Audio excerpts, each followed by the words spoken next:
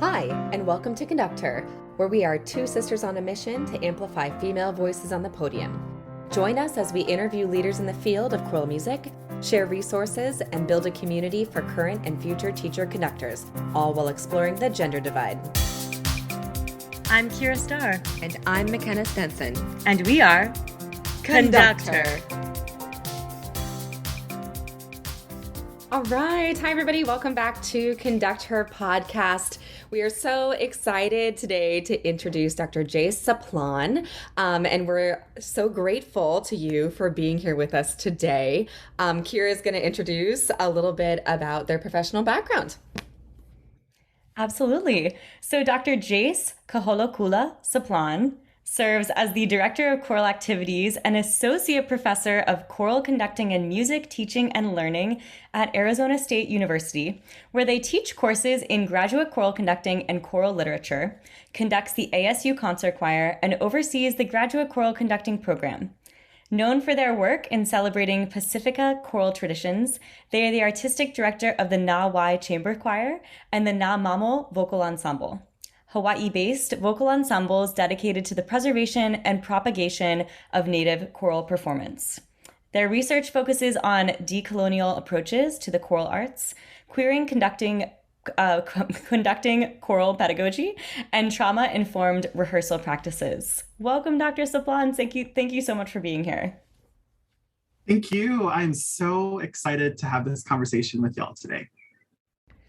So at the onset of the podcast, we ask a couple questions just so our listeners can get to know you a little bit better. And so our first question today is just tell us a little bit, if you don't mind, about your upbringing and how you came to choral music. So I was raised in this tiny town on the big island of Hawaii called Keaukaha, which is really, really, really close to Hilo on the east side of Hawaii Island. It's a harbor town. And this particular town was known for, much like how Native Americans have reservations, Native Hawaiians have this community called Hawaiian homelands. So they're essentially ceded lands for Native Hawaiian people. And so I grew up in that particular area and was born and raised in this incredible, vibrant community in which everyone knew each other. Everyone took care of each other. And the entire neighborhood was my backyard and my home. And one of the most important things that I always remember is my time with my grandmother. In Keaukaha, there's this humongous hula festival that is called the Merry Monarch Festival. And the whole town comes alive. And that's really where I grew a lot of my, that's kind of how I stepped into my awareness of communal vocal music. Because my grandmother was like this matriarch of our neighborhood, where she would bring all of us to sing at the luau show for the one hotel on that side of the island, because it was a really rural environment. And she was also a hula practitioner, so she would teach us hula. But throughout all of this upbringing of like cultural ritual and tradition, there was never a disconnect between what choral music was and what traditional Hawaiian vocal music was, what communal music was, because, at this point in time, what it meant to identify as Hawaiian meant that you could be Native Hawaiian, in which both your mother and your father was Native Hawaiian. You could be Native Hawaiian and Japanese, Native Hawaiian and Chinese, Native Hawaiian Filipino, and a smorgasbord of mixtures within all of those identities. And so within the course of a day, I just remember being so immersed within cultural melodic contours of languages throughout the Pacific Rim, in which, at some point in time, we probably sang more than we spoke to each other. And that was all because of this incredible community that my grandmother stood at the center of, in facilitating all of these conversations, ensuring that all of our voices were heard, ensuring that all of our cultures were interconnected in service and in rootedness to the source culture of Hawaii. And so my upbringing was that, just being outside, being at my neighbors' houses, singing, dancing, and connecting all of that work to community. Wow, that is beautiful. What an amazing experience to have your grandmother be not only at the center and forefront of your life, but at the forefront of the lives of everyone around you too. I mean, how incredible to have that matriarchal figure there. Um, yeah, that's amazing. You touched on this a little bit in terms of kind of your exposure to music and how you came to perhaps have an interest in this. Was there a specific event or a series of events that were really inspirational for you to choose choral conducting as your career? Oh, I don't think I was ever asked this question.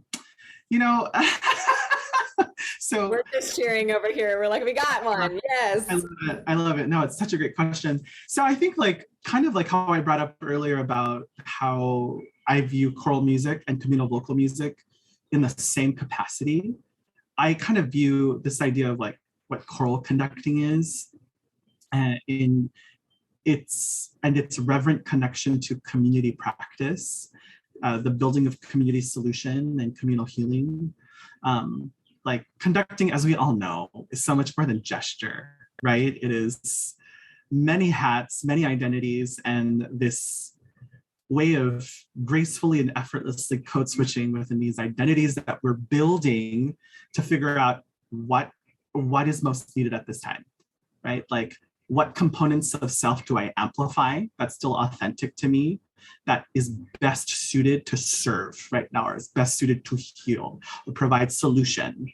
And so I found that connection between what like my reverent call was in following the footsteps of my grandmother as a communal practitioner and a communal healer to choral conducting, when I actually had a mountaintop moment as an undergraduate at the University of Hawaii.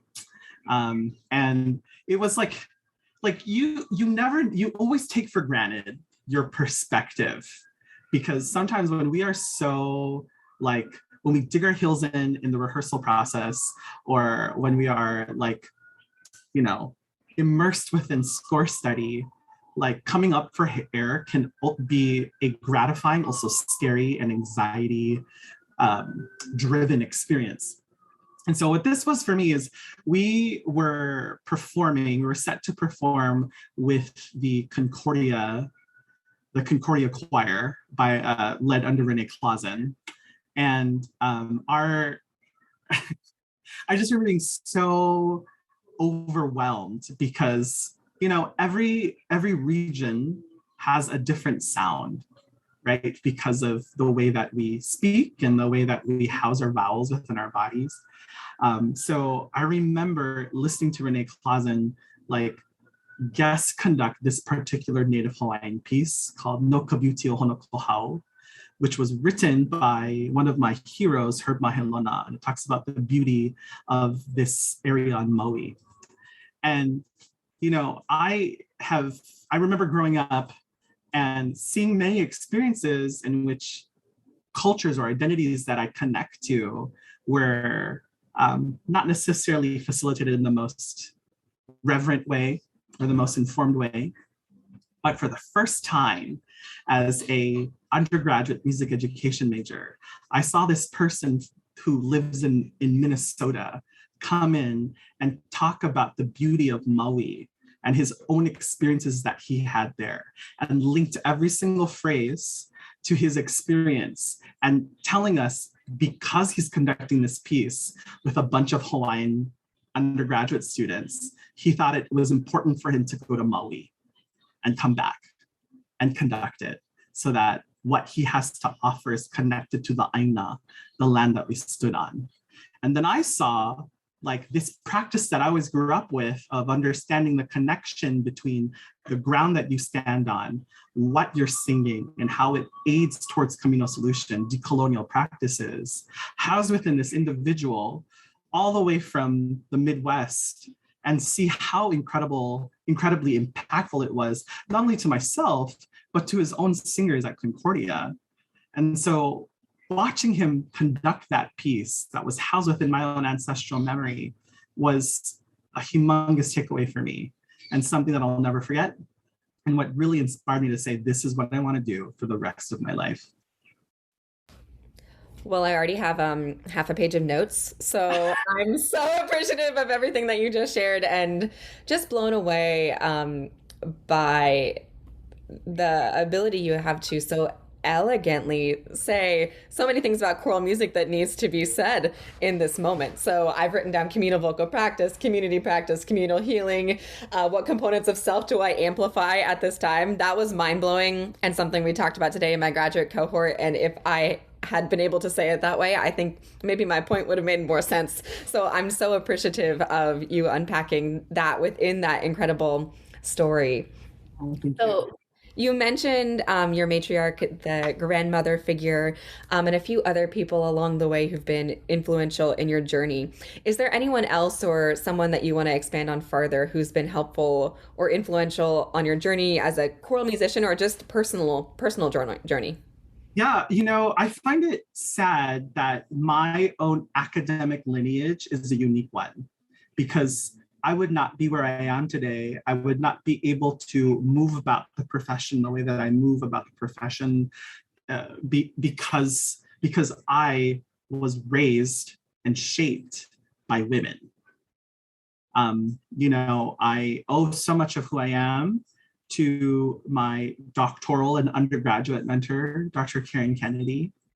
I owe so much of who I am to my time at the University of Oregon with Dr. Sharon Paul.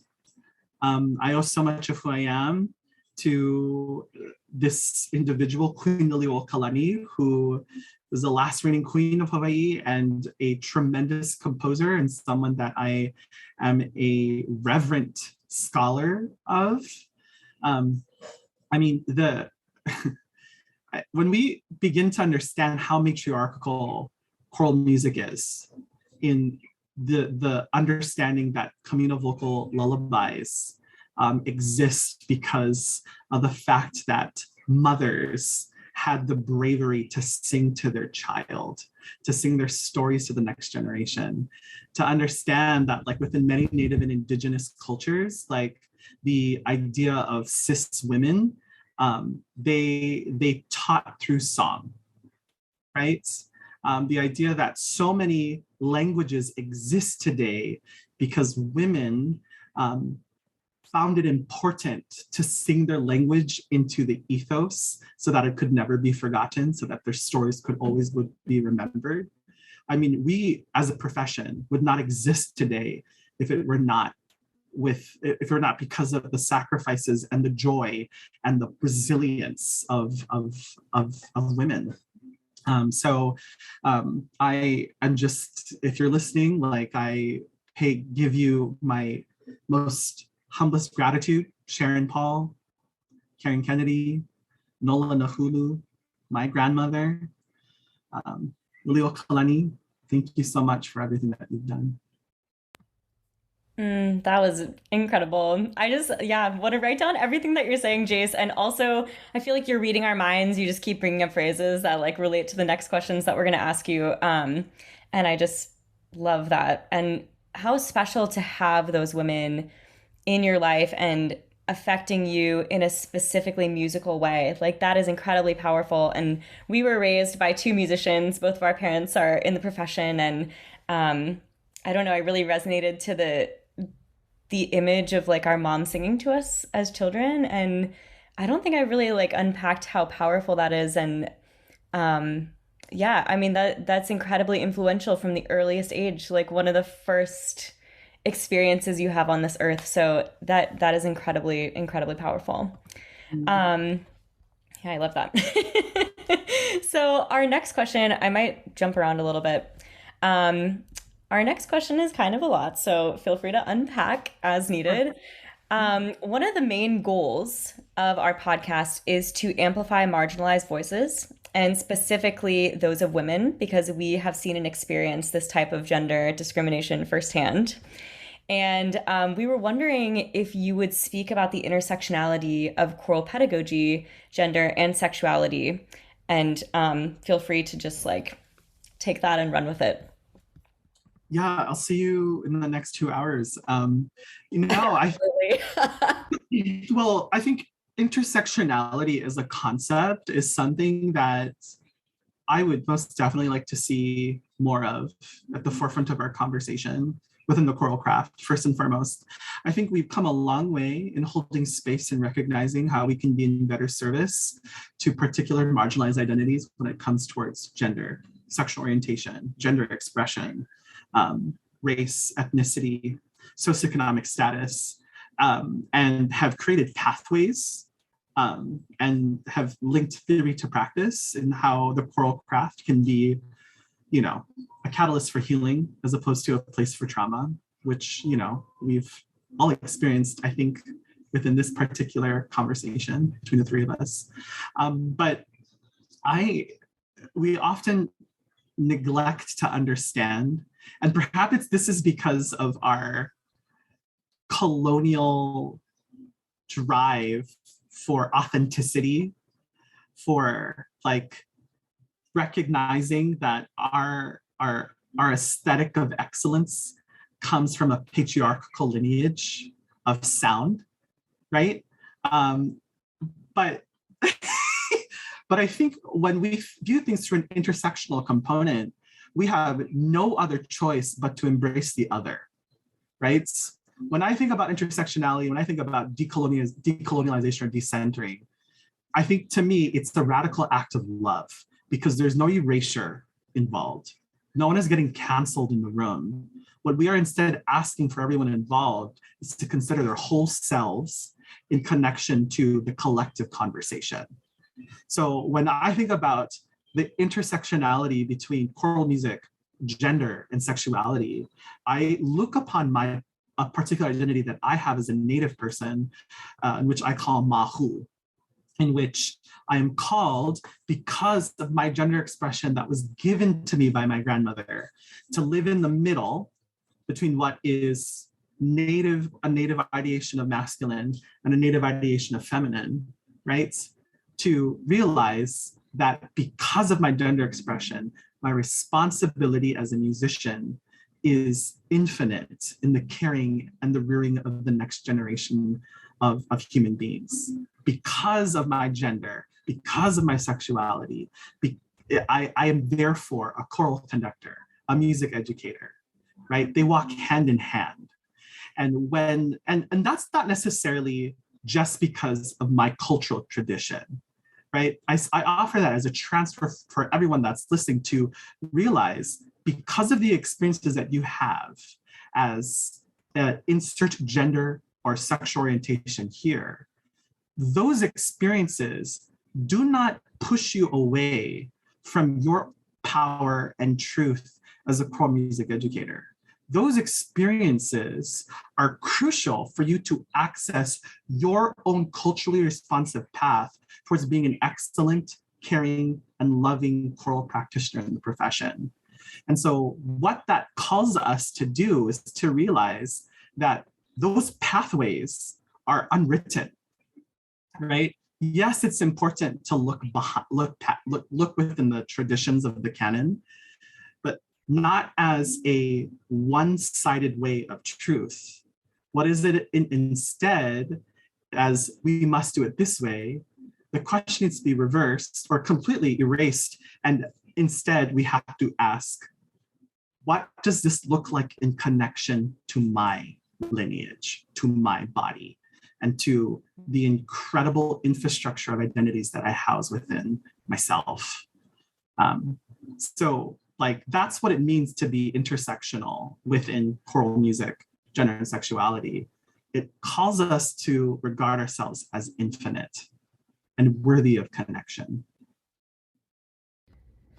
So I feel like every director of choral activities in the country should listen to this podcast, and that it would maybe be beneficial.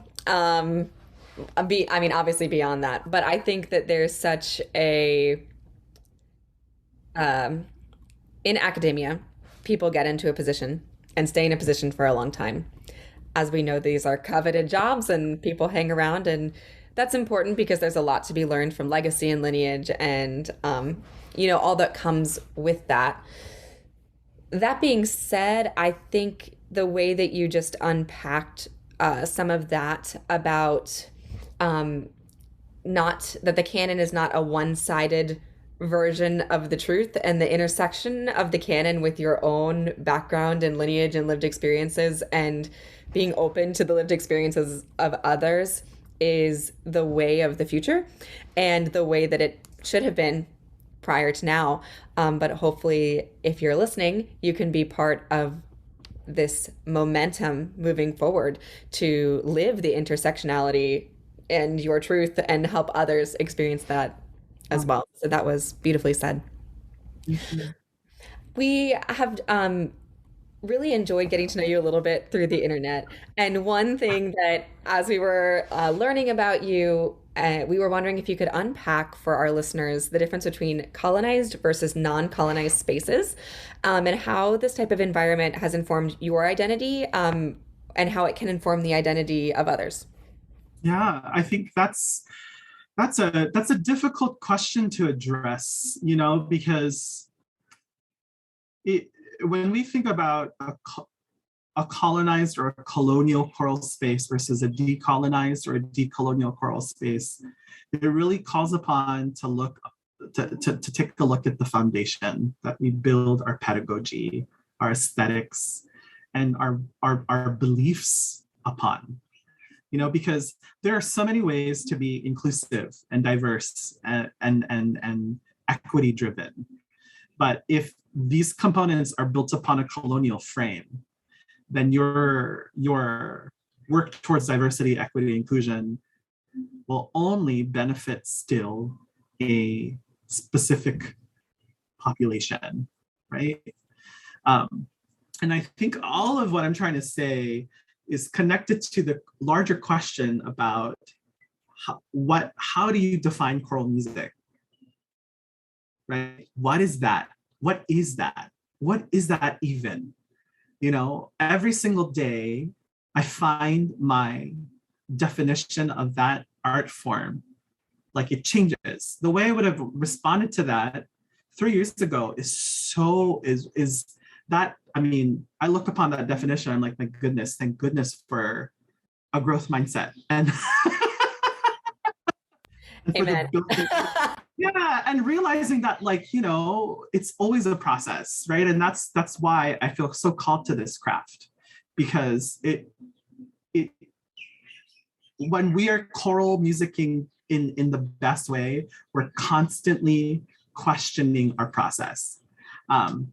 And so, in my opinion, if we have the bravery to regard the choral music as both a place of abundant joy and realizing that it can also be a site of horrific trauma, and just and in which its practices can be rooted within white supremacy and racism and patriarchal heteronormativity, especially in regards to when we take a look at how choral music was used as a way to erase native languages and native bodies, especially as a way in which choral music was used to stereotype what is possible for a woman's future, and how choral music was used to essentially erase LGBTQIA plus lives and rights, especially as we consider how choral music was used as an art form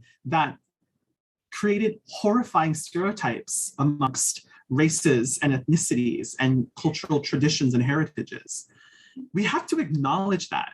We cannot shy away from that, because if we try to disregard that truth, then we can't foster right relationships with our art form, right? And that's what a decolonial connection to the choral craft is. It is regarding the entire history and being aware of that and not shying away from that, so that we can have those conversations with our students, with our learners, and with our singers, so that we can create culturally sustaining practices.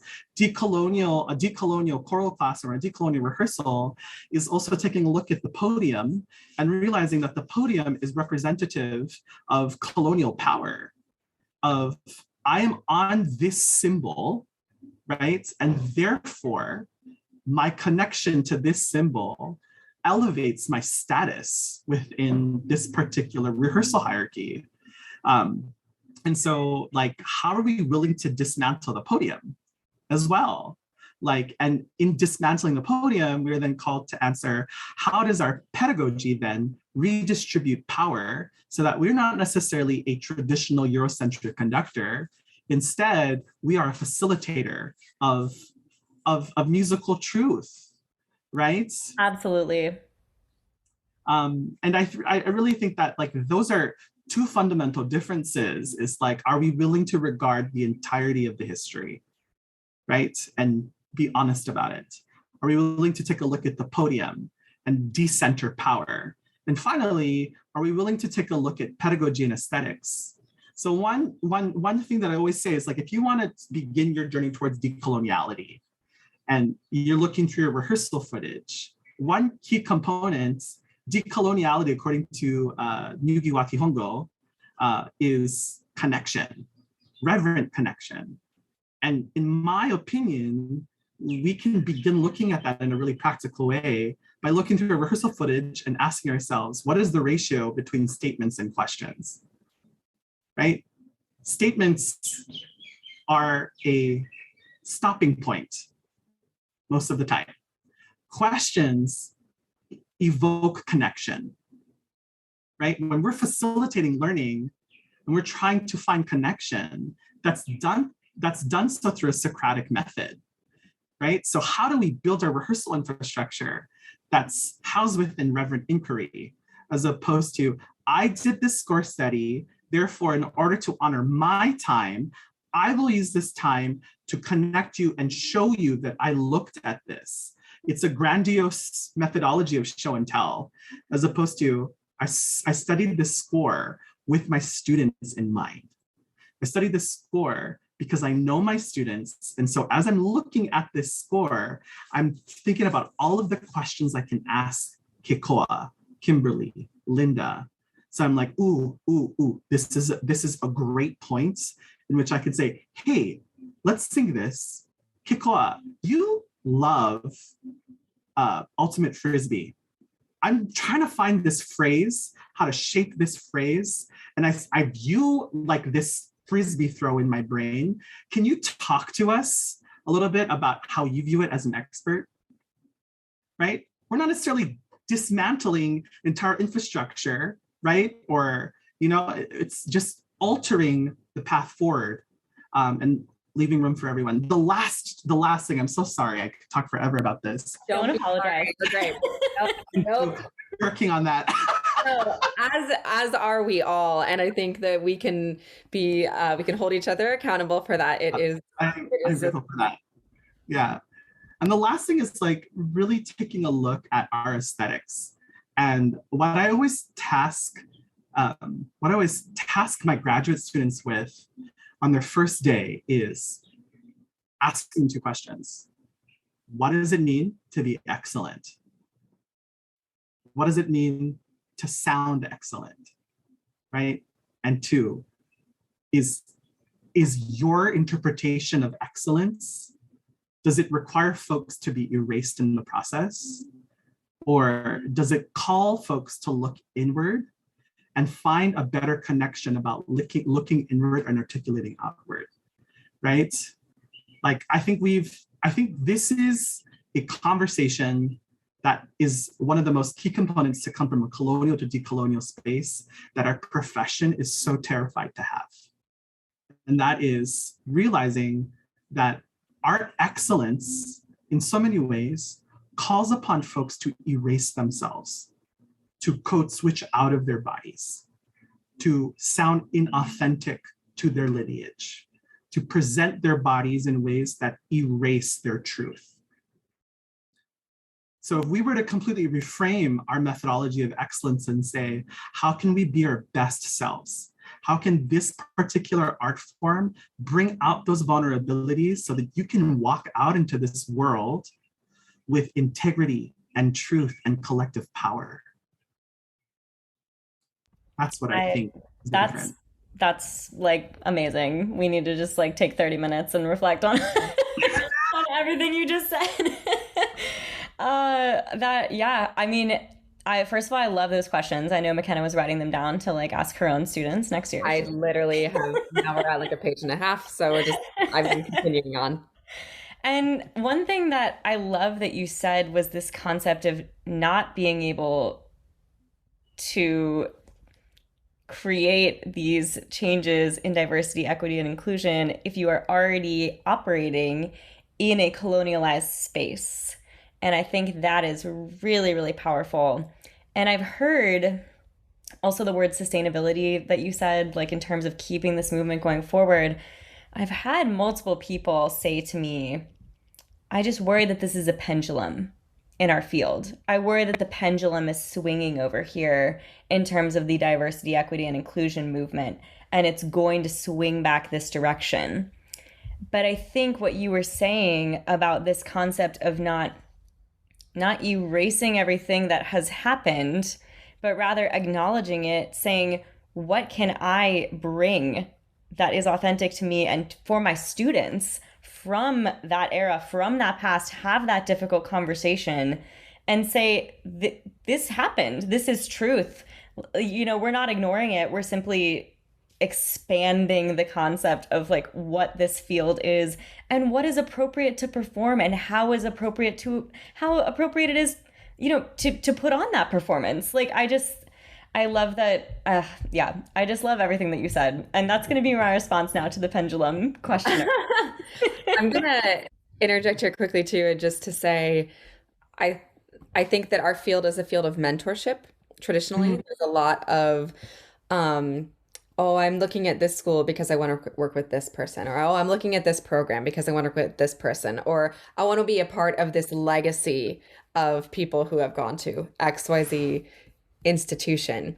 And I think that a lot of this can perpetuate some of the things that you were speaking about because that is an important pillar of of the field, this mentorship aspect.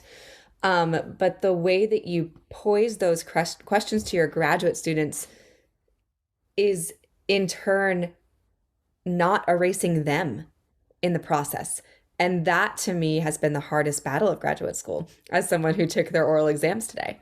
I think that through this process time and time again, I have come back in, whether it be in tears or in joy or in whatever moment.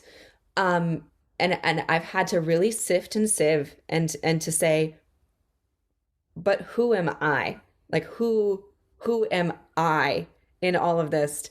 And how can I be the best version of me for my students, for this music, to facilitate others feeling held in this space? And I am looking forward to borrowing your questions and sharing them and giving credit where credit is due, because I hope to never allow people to feel erased. That's powerful. That's powerful. Uh, your students at the University of Kansas are very, very lucky. Yeah. Yes, they are.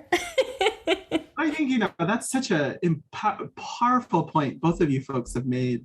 And that is like, I think in the regarding of mentorship, right? I mean, I believe that mentorship is the foundation of a sustainable profession, right? I view that role as both mentor and mentee so reverently because, I also believe as a mentee, I have a responsibility, right? I have a responsibility to take that knowledge and realize that that knowledge has to be relevant. And when we think about cultural relevance, cultural sustainability, culturally responsive practices, that means like, nothing is ever experienced within a monochromatic ideation of truth, right? What Karen told me 5 years ago, right, has to expand and evolve so that the sentiment of truth is there, but is applicable within today's context, right? We see that everywhere because, in some ways, like that's how we innovate, but we can't necessarily, what I'm also a humongous supporter of is that we need to look at our past and realize that, like, yes, these human beings were people. They're people, right? And in the regarding of mentorship and realizing that they're people, we have to see the entire person, the strengths and the weaknesses, right? Because if our mentors can talk to us as their mentees and see us as whole people in our strengths and weaknesses, perhaps cyclical love, which is decolonial in its context, means that we too look back and afford them that exact same reverence of respect. I see you, I love you. And because I love you, I see you in all of your perfections and imperfections, right? And the other thing that I'll say about this whole mentorship process is that when I view this particular role, whether it is my work with an undergrad student, a graduate student, a teacher that's just starting out in the profession, so much of that work is about unlearning, helping folks to unlearn, right? Helping folks to realize that, like, so much of the profession, especially when it's housed within performance, we tend to wear mimicry as armor.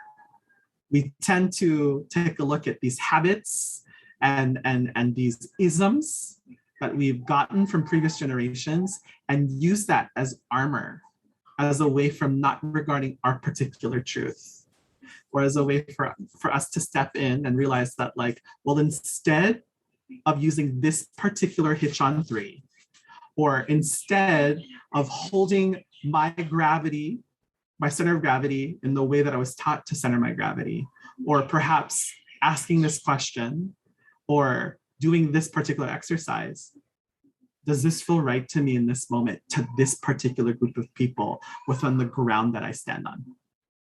Because if that is in disconnect, you're acting out of colonial behavior, as opposed to realizing that, like, okay, I am infinite because of the trust my mentors have put into me. And so therefore, I have to carry on this lineage, which is important, but realize that that next generation may exist in a different part of the country or the world. And so once I carry that lineage, if I am my ancestors' wildest dreams, like, I'm not going to necessarily create a reenactment. These dreams have to somehow root itself in new soil, right? That's what mentorship can be. That's what decolonizing tradition means. It means taking a look at these isms and these behaviors and realizing, okay, but how does this serve in connection to the building of a next generation with an entirely new way of being? Man, like, let's just lower back tattoo all of that. Like, put that permanently on the body. That's a long tattoo. It would be the full bot, like, it would be fully on there.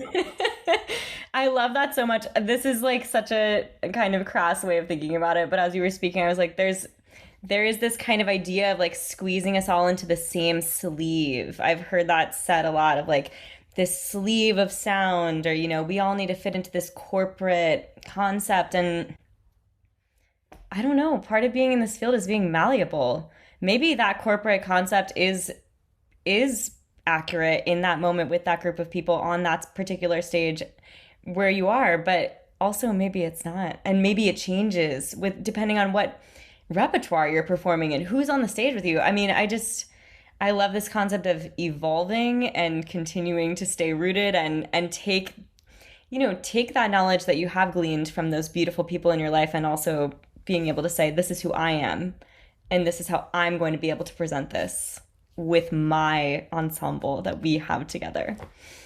Yeah. Okay. Getting back to our scheduled questions. As we've taken a lovely tangent. You've mentioned this phrase already a few times, and we thought it was important to ask you about it. So, and this was actually something that I was just really taken with it your ACDA presentation and found very powerful. So, would you talk a little bit about code switching, specifically in our profession, and perhaps speak about your specific experiences being a young, queer, Indigenous music professor? Yeah, I'd love to talk about code switching. I define code switching as like a linguistic code, right? And sometimes that linguistic code is directly tied to a particular identity that we have, right? As a queer Indigenous music professor, what that means to me is that when I'm at home, I'm on the phone with my grandmother, I'm speaking in Hawaiian, right? Um, there's a way that I talk to my husband, right? There's a way that I show up to a formal academic space and the type of English I decide to use at that point in time, right? If I'm, stepping into queer joy, right? I'm using a different type of language when I'm with my queer kin, right? When I'm in a native space and I'm in the native space as an elder or as someone that is connecting to knowledge and sharing knowledge, there's a different way that I use my language. And language, of course, I'm not just talking about verbal communication, I'm talking about how we show up to our space, how we present, how we dress, how we use our bodies. And that also interrogates the choral craft too. Like, I think it's really important in the study of conducting and gesture that we look at our bodies as an infinite way of empathizing with a score, right? We're not always going to use a 4/4 pattern. And then this is just me, this is just my opinion, right? We're not always going to use pattern. Sometimes we're going to conduct high. Sometimes we'll conduct low because our bodies are infinite, because the score is infinite, right? I'm a humongous fan of that. And so when I think about code switching within the choral craft, what I often see, or what I have seen, and what my ancestors have seen, is that we code switch out of ourselves, right? We code switch from one particular way of singing into another way of singing, right? And sometimes that other way of singing is the totality of how we sing within that particular program or under that particular conductor. And the way that we present our bodies is within one small room of what our nonverbal communication must look like, right? We must always look up, don't move, shoulders back, feet shoulder width apart, freeze, right? I remember someone saying that to me and I was just like, I don't feel supported. It's just, why can't I breathe? Does anyone like? Right? But like, I mean, this is, Yes. yeah. And I think like we often, like, code switching is a skill. And it's a skill that I think puts marginalized folks at an advantage. Because when we view the choral space as a colonial space or as a white space, that means that choral craft or classical music becomes an exercise for many marginalized folks to code switch out of themselves, out of their bodies, and out of authenticity, right? That's a lot, right? But we also have to understand that as human beings, we all code switch. So what happens, instead of viewing code switching as a disadvantage or as a way of erasure, we use code switching as a way that regards your strengths, as a way that regards your identities, as part of a collective whole. And what happens in the programming of repertoire, what we see within our rehearsal ecosystem is a graceful, intricate way in which folks can code switch in safety, code switch into growth, and learn through empathy within their cultural peripheries, and connect and realize that they're building an entire ecosystem of code switching in ways that are informed, intercultural, and empathetic to each other. In other words, how do we grow and develop an empathetically informed global citizen of today? That is an incredible learning outcome for this craft, because we can view the choral craft as one that regards global communal vocal music, right? And so that's what I think code switching calls us to do, is realizing, okay, can you code switch into this part in ways that feel good to your body? Can we check in about that? What does that look like? What does that mean to you as a human being? Does this particular piece call you to code switch out of authenticity? It does. Okay, pause.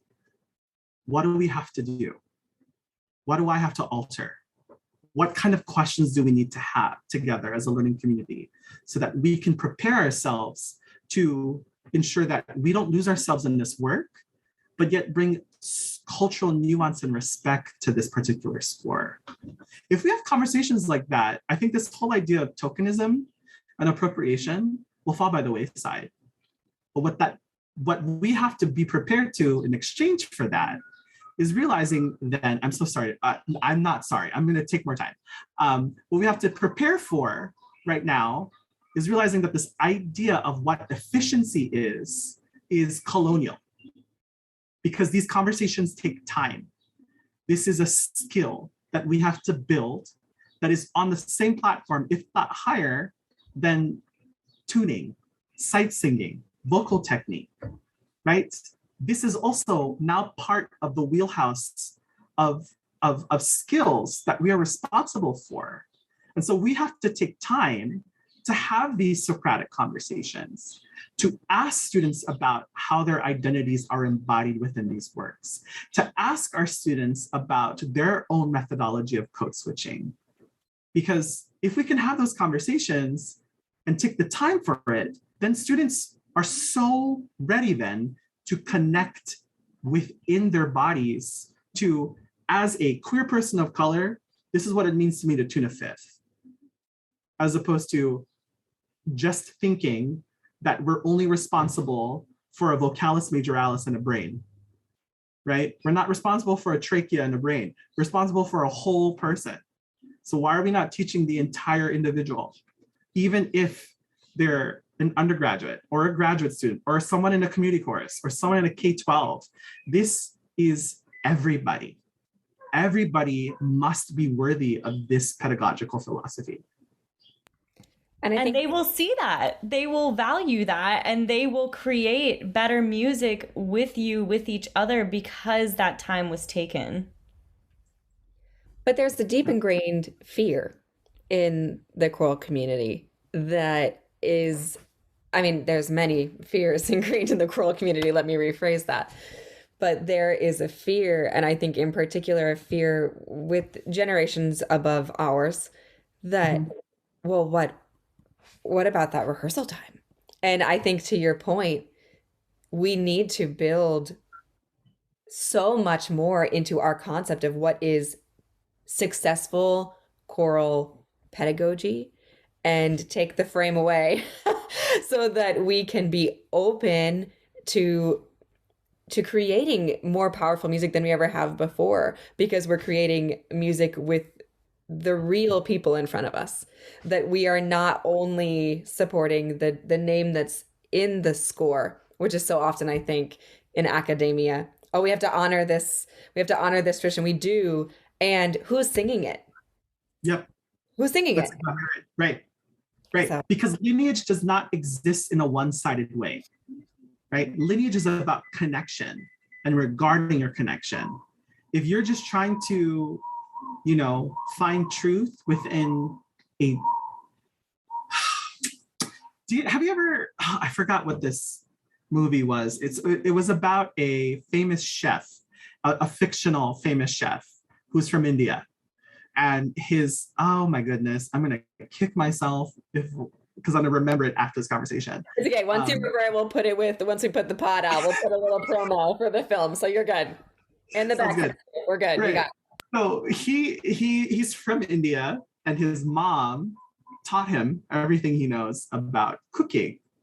And his mom said, sometimes all we do is recreate ghosts. The 100-foot journey. Kirstar in the chat. Amazing. She's on the brief Google. We got there. Continue. So she says, sometimes we recreate ghosts, but if you regard yourself in the recipe making, if you realize that you're given the responsibility to recreate this ghost within your own body, that ghosts come alive. Like, I teach at an institution currently at the University of Hawaii in which the majority of my students are either Indigenous, Asian American, or a combination of both, right? Beethoven, Brahms, and Mozart are important human beings to our program, but they're important because the pedagogy regards the connection between asking ourselves, why is Mozart relevant to our community? Why is Bach relevant to our community? Right? And so some of the questions that I ask them, or some of the exercises that we do, just so that we can practicalize this conversation, is I ask them, okay, if your grandmother and Brahms are in a room, and your grandmother is listening to Movement to a Liebeslieder Waltzer, like, what would your grandmother say?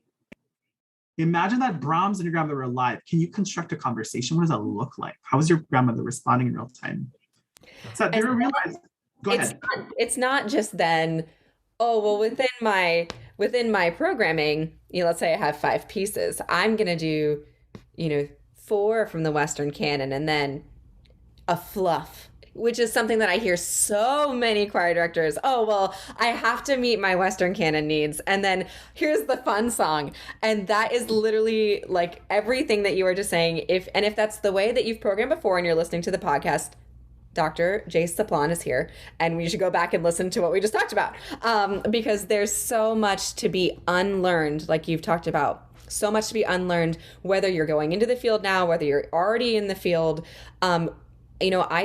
I think everyone in the field makes mistakes or doesn't, makes choices and then reflects, like you said, growth mindset. Oh, how I've done this before, maybe I want to make some changes. I want to try some new techniques, some new approaches. So I think if you're listening to this and maybe you're thinking like, oh my God, I've done all these things. Okay, well, now we're learning and there's room for growth. Right. I mean, I think to talk about this concept of ghosts, like this idea of like, oh my goodness, if I don't do it like this, I am falling short of my quest for excellence. Like, the desire to be perfect is a colonial ghost. The desire to be perfect is a colonial ghost. The drive to seek connection with your community of students is a decolonial joy. Right? Like, I always think about that in my compass, because sometimes that's something that I combat all the time because it's ingrained with me, because I was trained in all my entire graduate degree within a conservatory setting is like, oh my goodness, I have to do a Bach piece. But why? And how does it serve my students in using the choral craft in helping them become more better, empathetic, global citizens? If I can respond to that question, then we'll program the Bach. If not, then we won't, that semester. Yeah. I feel like you just sort of answered this question, but there may be something you want to expand upon. So something we were curious about from your perspective is, what does it mean to be an ally, and how can choir directors across the country be more inclusive and more open to all of our students? And so what you just described, this practice of asking questions, of making sure that you're practicing with informed knowledge of who's in the room and sharing their expertise within this process so that it's this cohesive, open communication. But is there anything else that comes to mind when thinking about Yeah, I mean, there's many things. There's so much more than just revamping your uniform policy. I'm sorry. Like, I think sometimes right now, I'm a little concerned at how we're a little checkboxy with, these are the 3 things I need to do to be inclusive right now, right? Like, it's so much more than the regarding of pronouns, although that's important, the regarding of like thinking and examining uniform policy. Like, when I'm talking about like asking questions with your students, this is so much more than embedding 5 minutes of community building. This is a holistic undoing of how we engage with our singers, in which our North Star is built upon the fact that you do not know everything. And you do not have to know everything. Your North Star is, how can I use inquiry to help the folks that are with me find truth and connection through my content area? That's it. So that means, like, yes, do a Google form. Yes, take a look at your rehearsal, take a look at rehearsal footage and say, why did I spend like 2 minutes just saying and talking about just living in error detection? Like, as opposed to realizing that we can right our wrongs through inquiry of joy. Be like, did you like that? What are some ways that can be better? I mean, like, we all know how to do this. What my recommendation is to do more of it, right? Live your life in inquiry.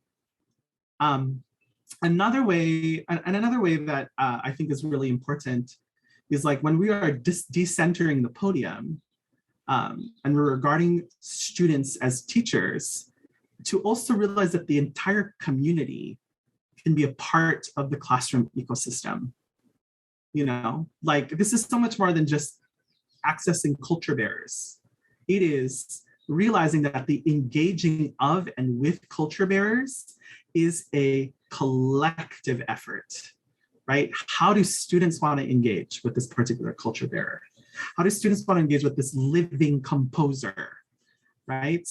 Are we prepared, and do we find it important to realize that when we are programming living composers, that 9 times out of 10, they want to be engaged with, right? There's that. I just think it's about repositioning ourselves as a person with all the information to upload into the next generation, as opposed to a conduit of connection. And that's what's most rewarding about this field, this job. I was just saying to my colleague that, teaching an individual voice lesson for me has such a very different feel than being in a room with a community of people, and how I find the most joy from that connection. And that is going to be hard and uncomfortable and ever changing, but that's our job. And that's why we do this, to create global citizens. And you can start at the most basic level, like you said. I mean, think about your uniforms, obviously, like, be cool about pronouns, like, let's get basic. But also, it might require a little more self-reflection, for myself included. I'm kind of like, okay, I really liked at my high school, our stage was super tiny and I conducted on the floor. And it was great because the students were front and center and I wasn't I was beneath them. And I've received some criticism for that, because people are like, oh, well, your chin is slightly lifted up. I'm like, yeah, because I need to look at them, we need to have that contact together. But I like this idea of kind of dismantling the power on the podium. And maybe it's not even necessarily fully getting rid of that, but saying, it is by me, am I standing on this podium simply to say I'm in charge? Or am I standing on this podium because I love and care about this group of people, and I want to receive this energy and give back even more of myself? Yeah. Yeah, you said it. That's it. That's it. Right there. Okay, well, we are running out of time, so we have one more. We could talk to you for hours, but we will not make you do that, because you are a very busy person who is needed in many spaces. So this is our last long question for you today, and we've asked it to all of the people that we have interviewed on this podcast up to this point. And feel free to share what is comfortable or not, and you can be as specific as you would like. But would you share a time when you have faced discrimination within this field? And what suggestions do you have to others who might be trying to overcome this type of adversity?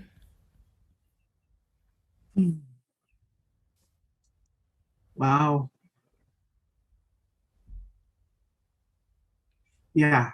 Okay, yeah, I have one. I was debating between two, and so I think I'll pick one that I think would be most applicable. Excuse me, I'm just going to cough for a second. So, I remember auditioning as a graduate student for a DMA program, a particular DMA program. And for those of us, well, I mean, this is the majority of everyone. So you're listening to this conversation. Sorry, I'm just coughing my trauma. I was like, it's fine if we need to cry. Like, we got it. We got it. Like, if we were there, we get tissue. We're good. We got this. I think we both cried today. So, like, just. It's all good. It's all good. Yeah. So I remember auditioning for a particular DMA program. And this program is highly regarded. And for those, I mean, this is a podcast. So if for those of you who have never seen what I look like, I have traditional Hawaiian tattoos throughout my right arm that extend all the way to right before my wrist. And then I have a wrist tattoo on my left arm that again was done in a traditional Hawaiian style. And so it is not this is something like having my lineage and my story, my family story in my body is something that is an expectation, but something that I willingly stepped into with great joy because it's an honor for me to wear my family on my body. But as we know, right, like tattoos, I think this is only like circa 2014. So not that long ago, right? There was the conversations around tattoos was that it was still incredibly unprofessional and things like that. And I just remember looking at photos of myself in 2014 and realizing, my goodness, that I would literally taking off like my suit and my shirt was like taking off armor. And so here I am auditioning for this particular program. I have a suit on, and I'm conducting a Brahms motet. And as you're called to do. And so my 20 minutes starts. And I remember showing this gesture because it's Brahms, and I was 24. That it was crescendoing to a fortissimo. And so I showed this really big inhalation that went past the outside of my body, went up to my shoulder. And then once I was about to give the downbeats, this particular person could see that my suit arm exposed enough of my tattoo for it to be visible. And I was promptly asked to stop the rehearsal right before I gave the downbeat and was asked to sit down. So this entire time I was like, my goodness, what just happened? And once the entire conducting or the rehearsal portion of the audition was finished, this particular individual pulled me to the side into their office and said, "It's such a shame that you have tattoos because I thought that you were doing quite well." My response was, "I'm sorry, these tattoos mean something culturally to me." And the response, to the best of my recollection, was, "It doesn't matter. You won't have a career with what you have on your body, and that's really unfortunate." And so I took a breath to realize what just happened, to realize that on the spot I was rejected from a program, not because of my skill. In fact, was complimented on my skill, but what was the reason why I didn't get into that DMA program was because of a cultural symbol that I had on my body, in which at that point in time, I was making a TA stipend and had to purchase a flight and a hotel. I was going to say, you paid to go to this. You paid Right. your way. You Yeah. paid your way. I did from Eugene all the way to this particular place in the country. And I just remember walking home and just wanting to leave the profession entirely. Because, you know, to audition for a DMA program, that is a significant decision in a human being's life, right? I mean, that is, you at that point in time, I realized what I wanted to do. I wanted to work in higher education. I felt called to that work, and made it my life's mission to never have anyone have to go through that again. Wow. Moment. And so I look back at that experience, and I look at this reverent responsibility that I have in the teaching of teachers and in working with, you know, master's and doctoral level conductors, and realizing that, like, that's such a sacred responsibility in what that role has in shaping the conversation or what the next generation looks like.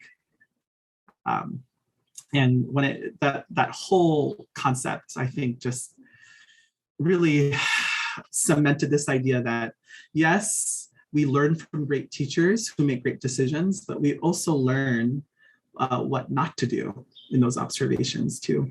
So, One of my professors here has a saying, which is from another professor. I'm sure that in long lineage of this, they say, all lessons are lessons. And I think, like you just said, that scenario, which thank you for sharing that for our listeners, because I know so many people have great connection to what you just shared. And that moment for you, I'm so grateful that we're having this conversation with you today, because you were able to continue. But that moment for so many people would be the door closing and not being able to see a window through that. And so what you just shared about using this traumatic experience to inform your teaching and to ensure that no one who ever works with you will ever feel that way. It's just, thank you for being so open. thank you. Thanks for the question, truly. Well, I mean, it's been fascinating to hear people's answers, like very truly. And I'm so sorry that that happened to you. And I am so glad that you continued and are in this field and are a leading figure, some might say. So it's a shame that that particular Someday. program can't Someday. associate their name with you at this point. And I, you know, what you were saying, this is like the last thing before we get to our ending questions, but I was thinking about the uniform concept that you were just talking about in terms of like putting on your suit, and that felt like a piece of armor to you. And we've talked about this briefly with some of our other interviewees of, you know, being a woman in this field, there isn't the suit. You know what I mean? Like there are suits for women, they may or may not fit your body, because we have hips and, you know, it's not made for us. And there's something that can be empowering about finding a piece of clothing that can elevate your experience and make you feel powerful and like you belong and like you are ready to do this task. But there is also that concept of, why do we care? Why are you looking at my tattoos? Why does it matter if my nose is pierced? Why does it matter if my underwear is slightly able to be seen? Why does it matter if you can see my butt? You know, like these are Why does it matter that my Navy suit isn't like your Navy suit, isn't like their Yes. Navy suit? Yeah, and why does this matter? You know, it just talking about things in this field that need to change, like bare minimum. Let's not talk about people's bodies, like for starters, at all. And let's respect the fact that this is a human being in front of you. I mean, our bodies are so, I think one of the reasons why, honestly, is because our bodies are so essential to our craft. as conductor, as singer, as so many components of it, right? But I mean, like, there are so many stories that I could share about someone touching my hair, about someone commenting on my skin, or things like that. But, yes, it's about looking again, like it's not necessarily looking at the body as something that needs to be fit within a colonial, patriarchal, heteronormative box. It is celebrating the body and its infinite nature to be, right? Like my husband, his profession is in higher education administration. And when we get ready for conferences, I have to like think about like how I choose to show up to a space now, because I told myself, like, one, I'm not the kind of person that wants to wear a suit, right? And that is me speaking on behalf of my non-binary identity and is my Mafu identity. Like, there's so much like situations of like, is this a safe space in which I can present the way I want to present?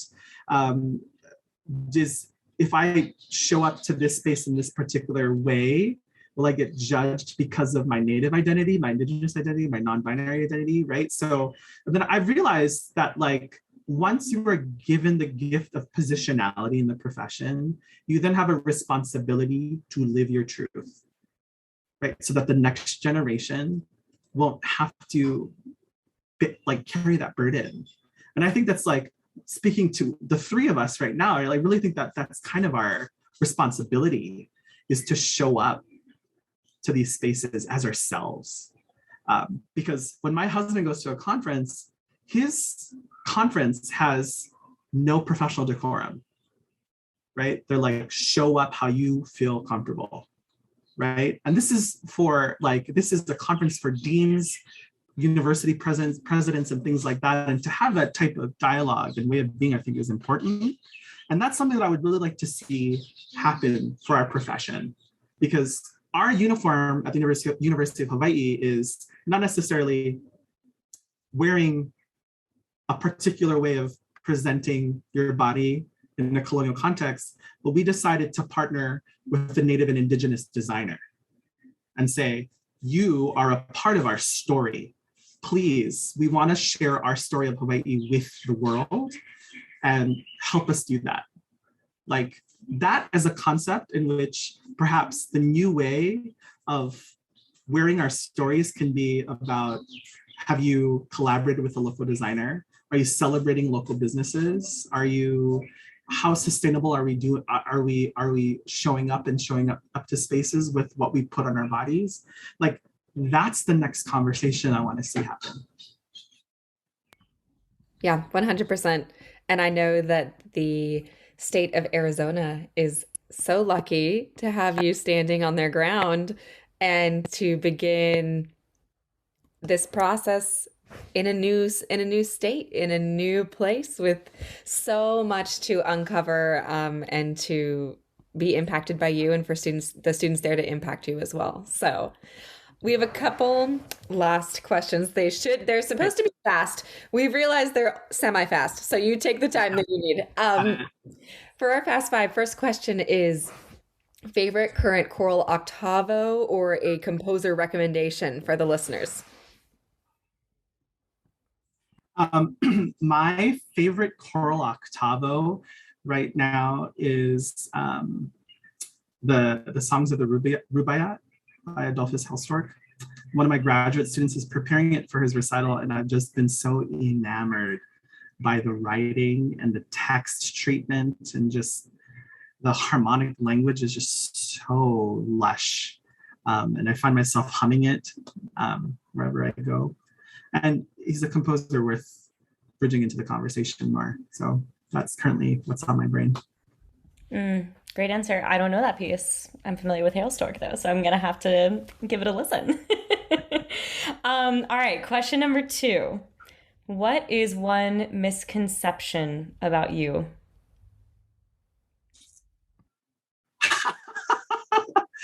That I don't like Bach. I love Bach. Bach is, I am a nerd about Bach.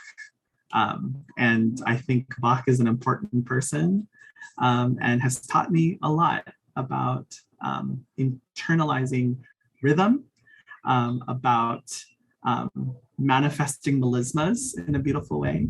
And my voice feels at home when I sing Bach. So, our next question, now that we've had this conversation with you, that we have unpacked so many things, typically we say, what is one word to describe you on the podium? And we are going to change this question to say, what is one word to describe you when engaging with an ensemble on the ground that you stand on?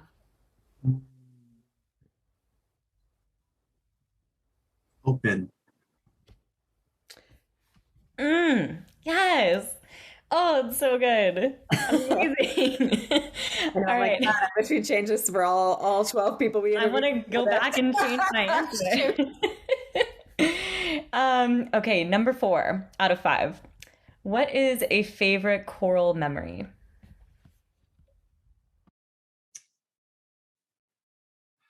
Um, I remember so I was married in January 11th, 2020, right before the world shut down. But at this point in time, Karen's health was really declining. But a memory that I had was that my students FaceTimed her, and my students sang a Filipino love song called Dahil Sayo, which is one of my grandmother's favorite songs. So they sang that for our wedding, and Karen was there watching them sing. And it was just, there's something about watching your teacher watch you teach your students that is one of the most beautiful things to me. And for that to happen on my wedding, I was a hot mess express, hot mess. But it was one of the most powerful moments of my life. Well, it was gorgeous. This last one is not. This one is. Can you share some sort of choral blooper or musical blooper that you have experienced in any capacity? It could be solo, it could be ensemble. Oh my gosh. Yes, actually. So this was right before my first master's recital in Oregon. And for those of you, I mean, most people know this about me, but like, I love a catwalk moment.